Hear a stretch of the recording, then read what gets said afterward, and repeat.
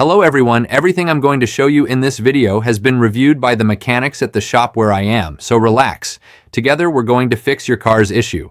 When the message, Check SRS Airbag System appears on your Toyota, the first thing that comes to mind is, oh no, the airbags are damaged.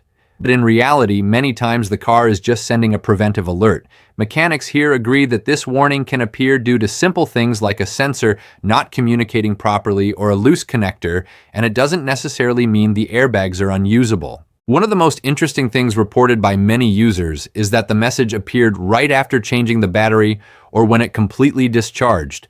Even though everything seemed to work fine, the light stayed on because the system lost synchronization.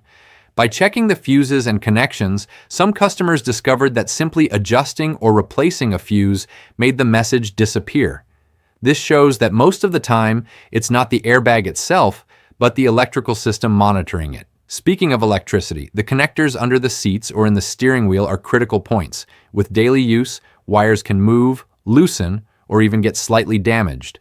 This causes the SRS system to detect a fault in the occupant sensors or seatbelt pretensioners and turn on the light. Many reported that disconnecting and reconnecting the wires properly resolved the issue immediately, though if the wire is damaged, it needs to be replaced. The famous clock spring inside the steering wheel is also a key player in these situations. If it moves or disconnects during any work on the wheel, the system can lose communication with the airbags and trigger the SRS light. Adjusting or replacing the clock spring has made the alert disappear for many drivers, and this is always something specialized mechanics check when the problem persists.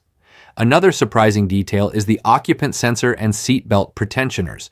If the car doesn't correctly detect the passenger's weight, or if there's a fault in the belt sensor, the SRS interprets that something is wrong and turns on the light. This is common after moving the seat or in humid and cold conditions, and many shops have resolved the issue by replacing these sensors or ensuring they are properly connected. To truly understand what's failing, almost everyone agrees you need a specialized scanner. Generic OBD2 readers sometimes don't detect SRS codes, so using tools like Toyota TechStream allows you to read the exact codes, clear temporary errors, and in many cases, reset the system without buying new modules. This has saved many owners from unnecessary purchases and long dealership diagnostics.